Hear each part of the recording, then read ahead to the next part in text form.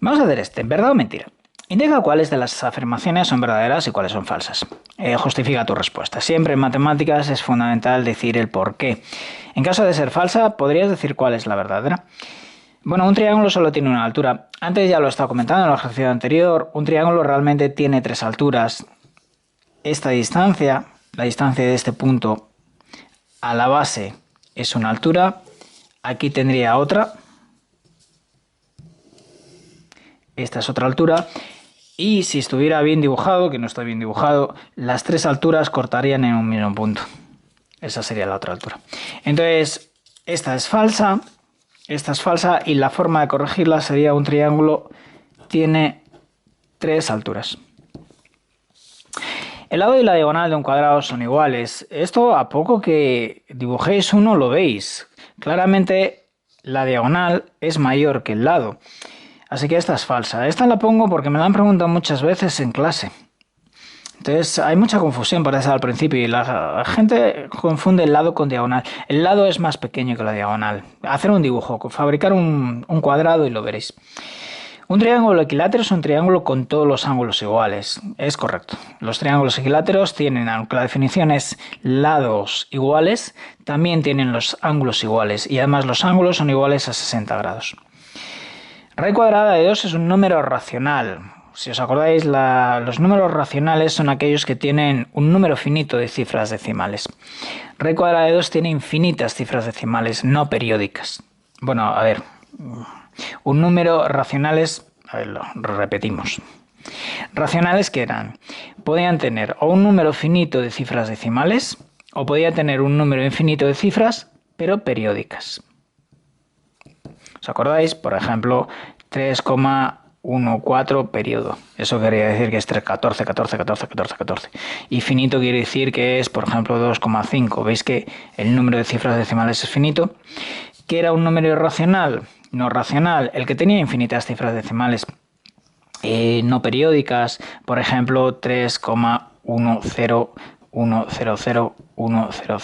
0, 1, 0, 0, 0, 0, 1. ¿Veis estos cuántos tienen? 1, un 0, 1, 2 ceros, 1, 3 ceros, 1, 4 ceros, etcétera, etcétera. Este claramente tiene infinitas cifras decimales y no es periódico. Luego este es irracional. En el caso de raíz cuadrada de 2 ocurre lo mismo. Esto es falso, el número es irracional. Un rectángulo es un cuadrilátero. Un cuadrilátero es un polígono que tiene 4 lados. Un rectángulo claramente tiene 4 lados, ¿verdad? Luego esto es cierto. Un rombo tiene todos los lados iguales. Exactamente, esa es la definición, lo hemos visto en el ejercicio anterior. El área de un triángulo es base por altura entre 2. Se nos ha olvidado el entre 2. Cuidado, así que eso estaba mal. El perímetro de un círculo es directamente proporcional a su radio. ¿Cuál era el perímetro de un círculo? Si nosotros tenemos aquí un círculo, a ver, formalmente sería circunferencia, ¿eh?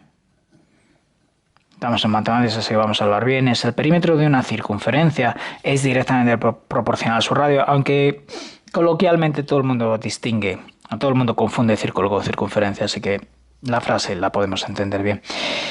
El perímetro de una circunferencia es 2pi por r.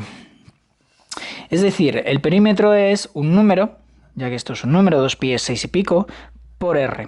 Siempre que sea un número, P sea igual a un número, a una constante por R, quiere decir que P es directamente proporcional a R.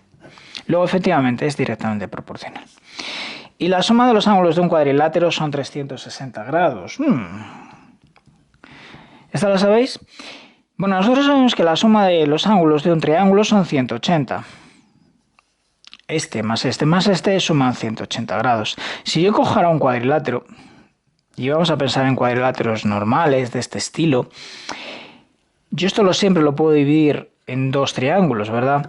La suma de los ángulos será, bueno, tengo por una parte, esto es un triángulo, luego este más este son 180, este más este son 180, y la suma de los ángulos del cuadrilátero será este más este más este más este más este más este.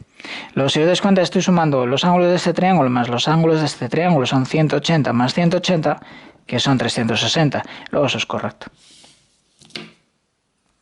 Una pregunta. He dibujado, esto es para este tipo de cuadriláteros. Esto es un cuadrilátero también.